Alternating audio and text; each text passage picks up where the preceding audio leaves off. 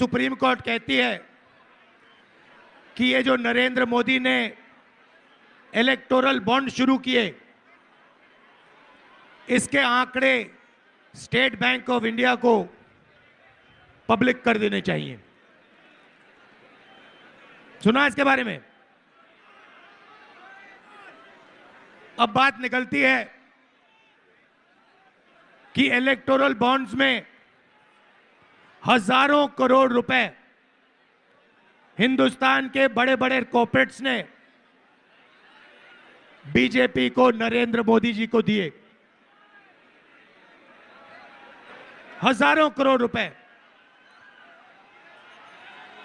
जो भी कॉन्ट्रैक्ट हिंदुस्तान की सरकार देती है, जिस भी कंपनी को देती है, उसका इलेक्टोरल बॉन्ड्स के माध्यम से रिश्वत वो कंपनी बीजेपी को देती है। 16 लाख करोड़ रुपया। अब आम आदमी को यह नंबर समझ ही नहीं आता। अदानी को समझ आ जाता है, मगर आम आदमी को समझ नहीं आता। 16 लाख करोड़ रुपए कितना होता है, मैं आपको बताता हूं। एक साल मनरेगा को चलाने में 65,000 करोड़ रुपए लगते हैं। मतलब नरेंद्र मोदी ने मनरेगा का 24 साल का पैसा 20-25 लोगों को दे दिया। सबसे पहले इस स्वागत का आप सबको दिल से बहुत बहुत धन्यवाद। ये हमारी दूसरी यात्रा है। पहली यात्रा कन्याकुमारी से कश्मीर तक थी। दूसरी यात्रा मणिपुर से लेकर महाराष्ट्र, मुंबई। पहली यात्रा में हमने भारत जोड़ो शब्द का प्रयोग किया। दूसरी यात्रा में हमने भारत जोड़ो न्याय यात्रा, मतलब न्याय शब्द हमने उसमें जोड़ दिया। भैया थोड़ा शांत हो जाएं।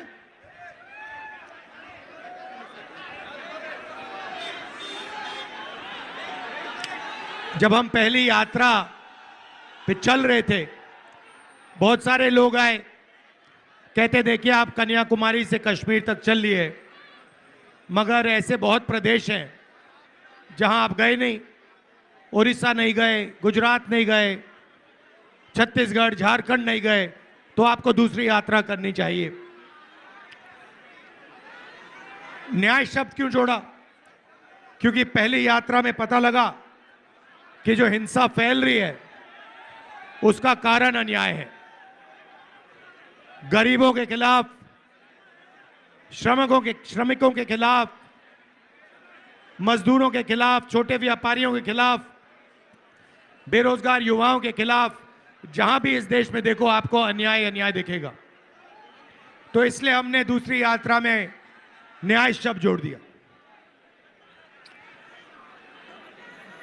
मैं शुरुआत आपसे 2-3 सवाल पूछ के करता हूं। नरेंद्र मोदी जी ने हिंदुस्तान के 20-25 सबसे अमीर लोगों का कितना कर्जा माफ?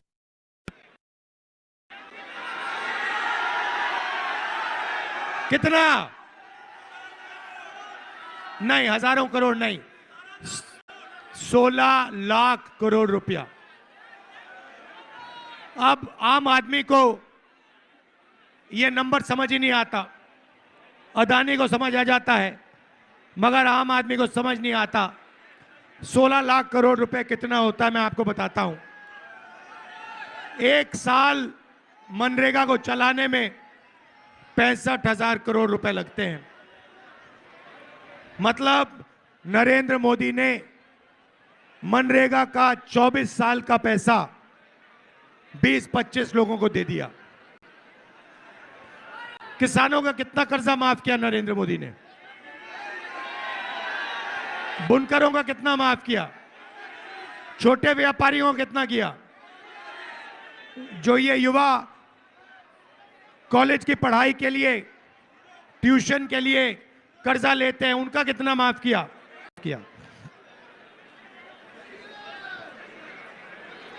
कुछ दिन पहले सुप्रीम कोर्ट कहती है कि ये जो नरेंद्र मोदी ने इलेक्टोरल बॉन्ड शुरू किए, इसके आंकड़े स्टेट बैंक ऑफ इंडिया को पब्लिक कर देने चाहिए। सुना इसके बारे में? अब बात निकलती है कि इलेक्टोरल बॉन्ड्स में हजारों करोड़ रुपए हिंदुस्तान के बड़े बड़े कॉर्पोरेट्स ने बीजेपी को, नरेंद्र मोदी जी को दिए। हजारों करोड़ रुपए। जो भी कॉन्ट्रैक्ट हिंदुस्तान की सरकार देती है, जिस भी कंपनी को देती है, उसका इलेक्टोरल बॉन्ड्स के माध्यम से रिश्वत वो कंपनी बीजेपी को देती है। हजारों करोड़ रुपए कंपनियों पर दबाव डालकर, सीबीआई इंक्वायरी कराकर, ईडी की इंक्वायरी कराकर, इनकम टैक्स का दबाव डालकर उनसे पैसा एक्सटॉर्ट करा जाता है। हजारों करोड़ रुपए बीजेपी ने हिंदुस्तान के बड़े बड़े अरबपतियों से लिया। भाई और बहनों, देश में पिछड़े वर्ग के कितने लोग हैं? देश में पिछड़े वर्ग के कितने लोग हैं? कोई जानता नहीं। 20% नहीं है भाई, फिर से बोलो। 20 नहीं है, 30 भी नहीं है, 40 भी नहीं है, 50%। आदिवासी कितने? 8%। दलित कितने? 15%। माइनॉरिटी कितने? 15%। 50 में 15 जोड़ो कितना होता है? 65। 65 में 15 जोड़ो कितना होता है? 80 में 8 जोड़ो कितना होता है? 88। आपकी आबादी 88% है, उसमें 5 जनरल कास्ट के गरीब लोग जोड़ दो। मुझे बताओ, इस देश में आपकी भागीदारी कहां है? मीडिया में आपके लोग हैं क्या? एक आपका नहीं है। 90% का मीडिया में एक आदमी नहीं दिखेगा। इसीलिए मीडिया वाले आपकी बात नहीं करते। कभी मीडिया में आपने कभी किसानों की बात होती हुई देखी? मजदूर की बात होती हुई देखी? छोटे दुकानदार की बात होते हुए देखी? बेरोजगारी की बात सुनी? महंगाई की बात सुनी? नहीं। अंबानी की जी शादी होती है, मीडिया में देखा? बॉलीवुड के सुपरस्टार मीडिया में दिखते हैं? मोदी जी समुद्र के नीचे जाते हैं, मीडिया में दिखता है?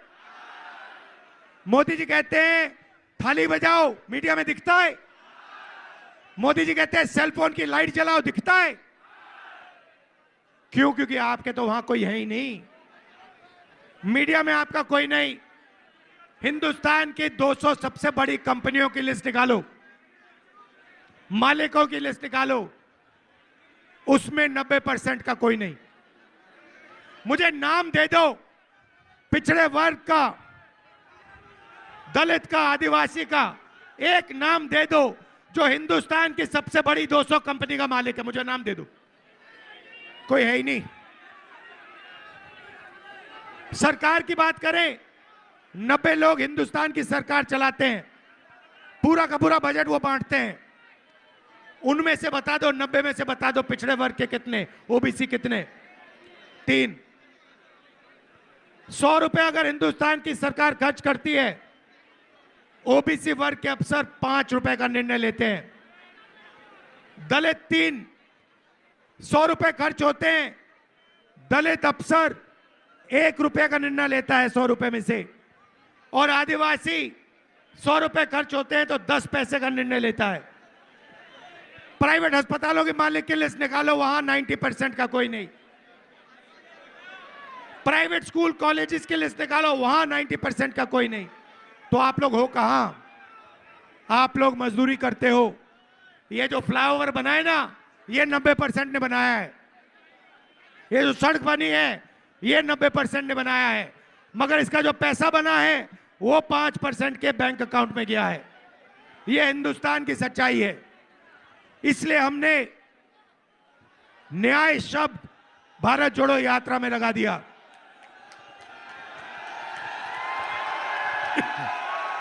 आर्थिक अन्याय, सामाजिक अन्याय, किसानों के खिलाफ अन्याय, बेरोजगार युवाओं के खिलाफ अन्याय।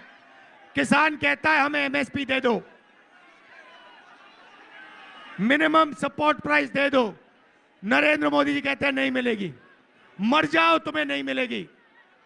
हमने मैनिफेस्टो में लिख दिया, जैसे ही हमारी सरकार आएगी हिंदुस्तान के किसानों को मिनिमम सपोर्ट प्राइस, कानूनी मिनिमम सपोर्ट प्राइस हम दिलवा देंगे। तो ये लड़ाई है भाइयों और बहनों। एक तरफ नरेंद्र मोदी जी हिंदुस्तान के 20-25 अरबपति, और दूसरी तरफ हिंदुस्तान की गरीब जनता, बेरोजगार लोग, पिछड़े, दलित, आदिवासी, माइनॉरिटी, गरीब जनरल कास्ट के लोग।